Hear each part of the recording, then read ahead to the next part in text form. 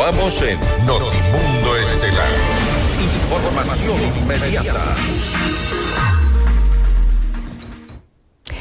Ecuador cerró el año 2025 entre los países con mayor índice de homicidios y de hecho de forma interna tuvo la tasa de homicidios más alta registrada según indican datos oficiales. Vamos más allá de la noticia. Notimundo Estelar en FM Mundo con María del Carmen Álvarez. Se encuentra aquí en nuestros estudios Jean-Paul Pinto, él es experto en seguridad. Jean-Paul, bienvenido, gracias por estar aquí junto a nosotros en este espacio informativo. Gracias por la invitación, gusto estar aquí, pues saludo, lo dice al programa. Jean-Paul, el ministro del Interior, John Reinberg, anuncia más equipamiento para reforzar el trabajo de la Policía Nacional, según dijo. Ahí habla de radios de comunicación, de motocicletas, de alto rendimiento, la implementación del sistema IBIS. Yo sé que todo suma, pero ¿estamos en el camino correcto con esto? ¿Qué se debe reforzar? ¿Esto es lo importante o es lo urgente? Para mí es lo urgente, es lo mínimo que debemos hacer. Yo creo que es una deuda pendiente que tenía con la Policía Nacional, porque yo creo que en muchas zonas del país, sobre todo en las más violentas, el equipamiento de la policía no es suficiente, es muy insuficiente. Entonces yo te diría que esto es una deuda que estaba pendiente y que se ha saldado hoy día y que me parece que es una buena noticia. Ahora, si tú me dices esto es suficiente, no lo va a ser. Es un pequeño pago, además, de la deuda, porque estamos hablando apenas de 2.400 radios de comunicación, de un poco más de 260 motocicletas de alto rendimiento. Tampoco permite sostener, digamos, lo que se hace de forma operativa en el terreno, en el territorio. Pero como hemos hablado contigo, María del Carmen, desde hace mucho tiempo, o por lo menos este año debe cambiar la estrategia. O sea, nos damos cuenta, hace 4 años seguimos intentando lo mismo, la mano dura, la militarización, 2 años con Lazo, 2 años con Noboa, no funciona. Lo que tú acabaste de decir es el indicador mundial. O sea, a nivel mundial nadie va a decir el Ecuador hizo millones operativos o capturó a 10 cabecillas de bandas criminales. Eso no funciona así. Lo que van a decir a nivel mundial es cuál es la tasa de homicidios del Ecuador en 2025 y es la más alta de la región. Entonces, mira, es triste porque seguramente hicimos muchas cosas, gastamos muchos fondos públicos, recursos públicos, pero al final del día no hay resultados. Nos estamos limitando al uso de la fuerza. Nos limitamos solamente a eso. Y el uso de la fuerza no está bajando esos índices. Para nada. Mira que inclusive nos venden la idea de que, ¿no es cierto?, capturando líderes va a bajar la violencia. Es al revés. Más bien aumenta, los grupos se fraccionan y hay más líderes que justamente aparecen en la palestra. El hecho de hacer capturas de droga tampoco funciona y tampoco baja la violencia como tal. Entonces yo te diría que lastimosamente lo que estamos haciendo hasta ahora no da resultado. Y el primer paso, ¿cuál sería, María del Carmen? Pero el gobierno no lo va a hacer, es decir, miren, nos equivocamos. Realmente esto no ha funcionado, nos equivocamos, pedimos disculpas, ¿no es cierto? Pero no se preocupen, tenemos ya listo el nuevo plan que va a salir en temas de seguridad. Un plan integral, además. El plan integral que además está en la ley. Del que hemos hablado ya tantas veces. Hemos hablado 100 veces de eso, está en la ley. El ministro de Defensa, no sé por qué no lo saca, hace 2 años debió sacarlo, hasta ahora no tenemos plan. Lo que sí, por una colega supe, es que estaban haciendo un plan de seguridad muy parecido al que hizo Lazo al final de su periodo. Entonces yo digo, pero ¿para qué hacer otro si ya teníamos ese? Y ese es de hace 2 años y tenía buenas acciones, ejes, pero mira que nos encanta volver a cero y hacer un plan que ya está hecho. Pero ese plan, ¿cuánto va a demorar? Ese es el gran problema, necesitamos un plan ya. Si este plan demora otros 6 meses en salir, realmente las cosas van a empeorar y vamos a terminar el 2026 como el año más violento de la historia del Ecuador. Es decir, ¿cuánto va a durar en dar un inicio, digamos?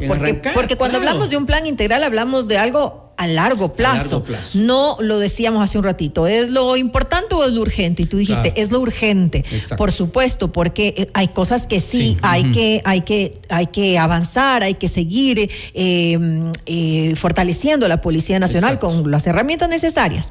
Pero aparte de eso, hay ese plan que es a largo plazo. Claro, porque mira, no tiene sentido que hagamos muchas cosas en el operativo si esto no está conectado a temas estratégicos y el nivel político de la seguridad. El gran problema que tenemos, María del Carmen, es que hasta ahora, de lo que yo conozco, no tenemos estas políticas, no tenemos estos ejes, no hay este plan. Entonces hacemos muchas cosas. Le damos equipamiento a la policía, que me parece fantástico, pero nada de esto responde a un objetivo que esté más de arriba, conectado a un plan estratégico, a una política de seguridad, y por eso es que hacemos muchas cosas. Balas perdidas. Y al final del año, exacto, no da ningún resultado. Ese es el problema que tenemos.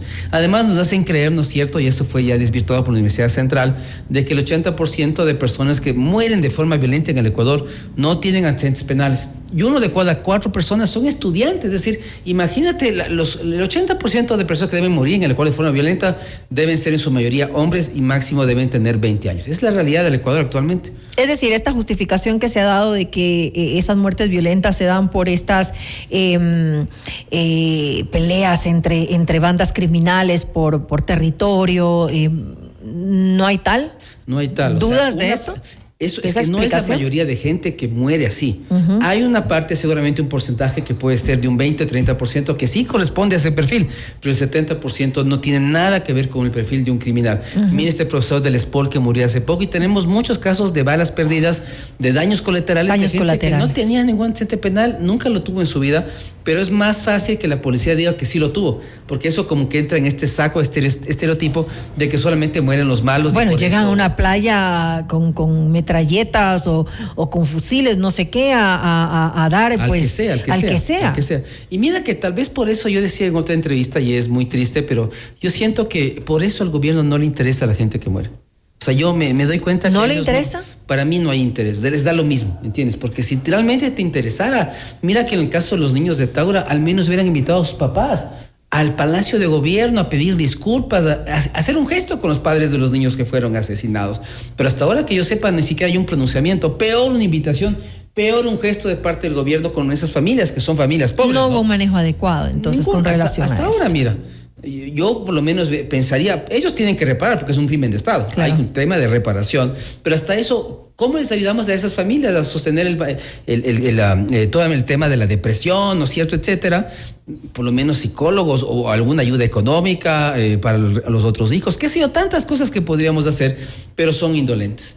Entonces, la única explicación que yo tengo para por qué el gobierno es indolente con las muertes violentas en el Ecuador es que hay este discurso de que todos son criminales. Como son criminales, no nos tiene que dar pena. Entonces, como no nos da pena, nos da lo mismo que sean 7,000, 8,000, 9,000, 10,000, nos da igual. Pero es muy triste porque hablamos de seres humanos. Jean-Paul, ¿cómo lograr frenar esta tendencia al alza de estas cifras que realmente causan preocupación?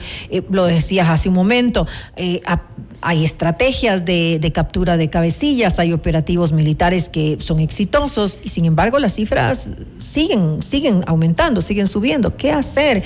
Que sea a corto, mediano y largo plazo. Mira, ya ahorita estamos en un tema tan complejo que las soluciones no pueden ser medias, deben ser extremas.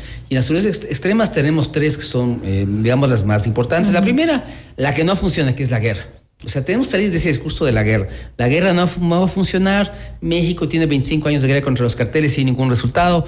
Esa es una. Pero es lo único que se puede hacer a corto plazo, en realidad. Mira, es que en el corto plazo yo digo que hay algo que Petro quería hacer en Colombia, no sé si lo está haciendo, que era, primeramente tú entras a un territorio y la policía y los militares logran neutralizar, controlar y, digamos, pacificar esa zona. Pero después no es lo único, después tienen que entrar los ministerios, hacer política pública, hacer temas de oportunidades, para que haya presencia del Estado. Para que haya presencia del Estado, porque el gran problema, ¿cuál es? Y María del Carmen, es que en esas zonas el Estado no existe. Esos son realmente gobernanza criminal, esos son soberanías compartidas.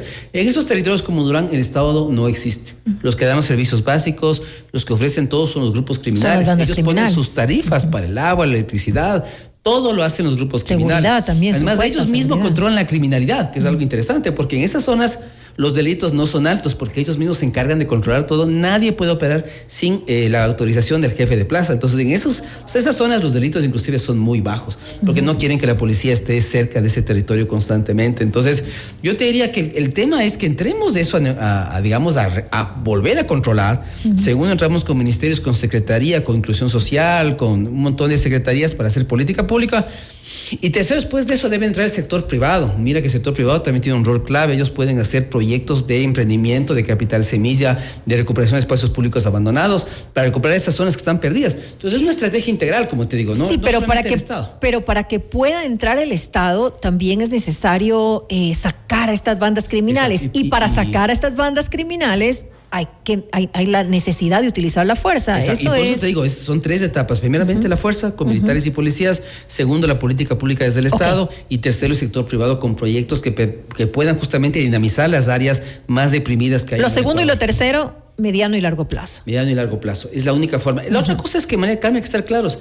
Si le decimos a la gente que esto se va a solucionar en 1 año, le estamos mintiendo. Por supuesto. Si son 2, le mentimos. Si son 3, igual estamos mintiendo. A Medellín le tomó 22 años bajar su tasa de homicidios de 300 a 20. 22 años. Entonces, lo que es sincero que es, María Carmen, decir, miren, yo voy a estar 4 años, 3 años más.